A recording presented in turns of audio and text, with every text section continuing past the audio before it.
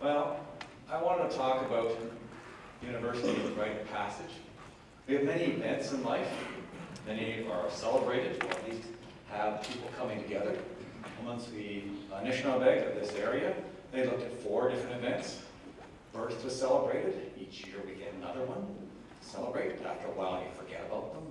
Try not to. You have adulthood. We have all kinds of events there. We have marriage, or weddings. And then there's death. That's one of the 2 inevitables. I teach the other one tax. Anyways, what do we have to do with all this? Well, adult is a big one. Every culture has these things. We have some sort of event, confirmation, bar mitzvah, bat mitzvah. Almost every religion has some sort of event when somebody reaches adulthood. Young men have to go out and prove themselves. You can go hunting. I prefer hunting deer over bear. Bear fight back. You can build something. You can prove that you can farm, plow a field, perform a craft, something you have to prove. Women also demonstrate it in the kitchen, sewing, creating something. And they were usually the ones that had the knowledge of how to heal in the plants. But who do you prove yourself? Every culture had somebody to prove yourself. Who are these testers? Well, in Europe we have the guilds and the masters. They had to turn around and make sure everybody knew what they were doing. Future fathers-in-law.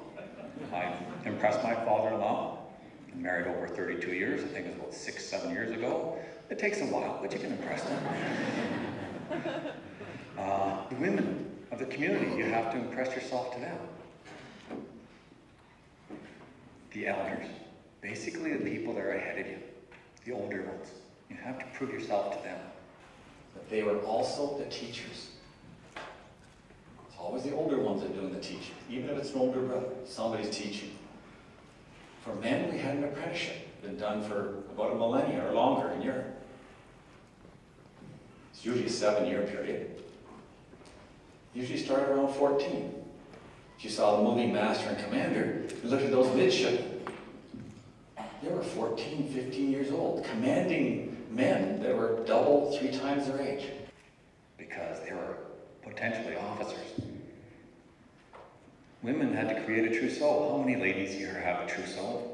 Don't answer that. Okay. But what about today? A lot of university students here. Some of you have suffered through some of my classes. There are other routes to adulthood. Today, as in the past, we have to train people. In the past, they had to train their upper classes to take over and rule their country, to serve people. And they created schools. Aristotle, Socrates, Aristotle helped train Alexander the Great. And these schools were around for millennia. Some of them are still there. And they evolved. They kept on evolving. The big step was in Bologna, in 1088. Now that's a teaching room. That's their central teaching building. 1088 they built that, or started it. The bottom right-hand picture is the very front, just the far left. And if you look straight ahead, you see that arched area. Go 3 blocks to the right. On your left-hand side, there's a McDonald's. Just in case you're in Italy and why you go to McDonald's, I won't answer that question. But they have some pretty nice little places. Nice little university. It was the first. This was the early start. It was a free university. Unlike Oxford, which started about 20 years later.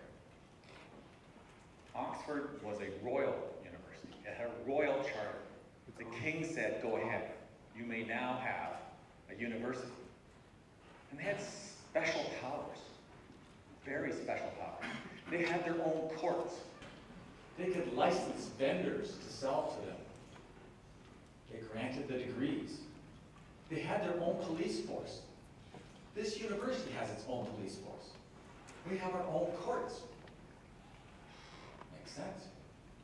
Because we have a royal charter. With these charters, they can do almost anything. Others started other ways. Cambridge, well, it started about 20 years after Oxford. Why? I know you're going to find this hard to believe, but there were some rowdy students at Oxford. There were also some rowdy masters. That's what they call the professors. They got kicked out. They went to Cambridge and started a new university. You wouldn't believe it. In the past they were. Professors were rowdy? We'll come back to that. This is a university class, 1350. Look different, strange, very different, right? So we have this university class. There's 4 rows of students. When the picture comes up, take a good look at it. The first 2 rows, if you look at them, somewhere, imagine them. Take a look at them. Now, just like here, the 3rd row and the 4th row are a little bit different. You'll see them, and there's special people in this somewhere. And if you look in the back 2 rows, and what have you, there we go, there's the class. So if you look at the front row, somewhere, there it is. Notice the guy at the far end forgot his book. He's reading the other guy's book. 2nd row, guy at the far end, I don't know what he's doing. I think he's cheating off the next guy. Now the 3rd and 4th rows, really, there's an empty seat. The back far corner, they're totally ignoring the professor carrying on a conversation. That would never happen today. And you come along the front, 2nd last row, again, 2 people talking. And the guy at this end, I think the last night was pub night. And the professor up the front, he's got a beard. So I guess the more we change, the more we stay the same. Well, a few things did change. A few things have changed. But let's first of all figure out what the purpose of this place was. They were to train clerks for religious office to work in the church. Remember, they had a royal charter. They may have had a papal charter. So they served the religious office, or the king or duke. Or they could stay there and remain as a master, as a professor. It took 7 years. Sounds like a guild. If you look at that picture, front 2 rows, look how young those people are. They're teenagers. They started at 14. Now, when you get there, you get admitted to college.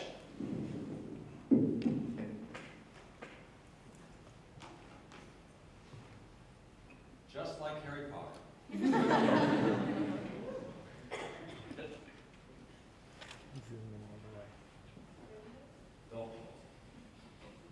You get to put on a gown. Pretty fancy, pretty flowing, looks a lot like that picture. Actually, it's very Arabic. We'll come to that. And you study in various areas. What are those areas? We'll come back to that too. Mathematics is scary. Languages, religion, Euclidean mathematics, philosophy, theology, all kinds of things for 7 years. Then you had to write an exam. Actually, you didn't write any exams because you had to do an exam before the masters.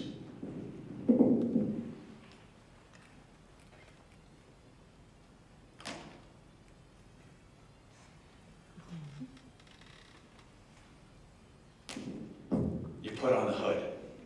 Now you've got a bachelor degree. We'll deal with that bachelor thing shortly. But if you want to get a master's, you also have to do an oral exam.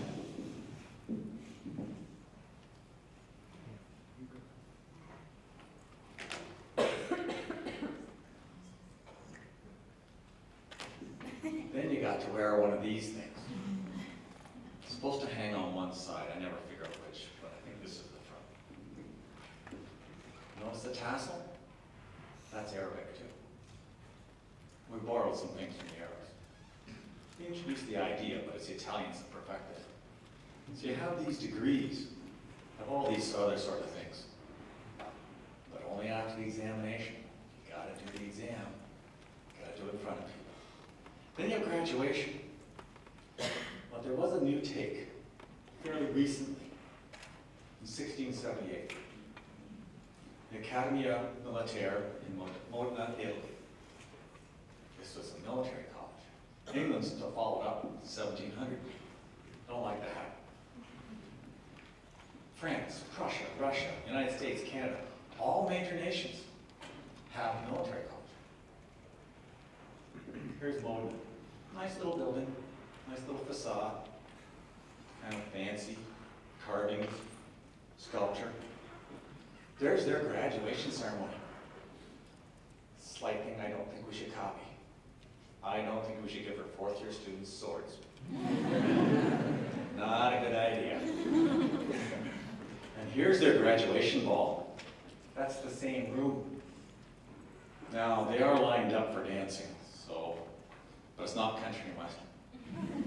Same building, nice light show. Pretty fancy. University today? Has much really changed?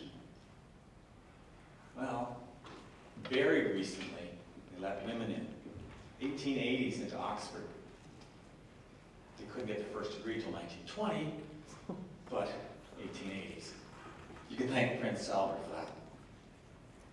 There's been a worldwide explosion of this. Might fit back into the previous speaker. Because the system works. There are universities in India that are based on schools that are over 2,000 years old. Egypt, schools, 2,000 years old. China, 3,000 years old. There's one university in Iraq, Iran, and Syria. By the way, that Bologna school also has a campus in Buenos Aires. That's a pretty big campus, that far. So this system is everywhere. So why are the students here? Why do they come here? Well, this is where somebody comes to prove yourself. You are an adult. You're ready. Our job is to prep you. Our job is to help you be able to walk out of here and be that paterfamilias, a mater familias, somebody who will walk around in communities and say, I can be counted on. And we have tested you orally. How do we know you?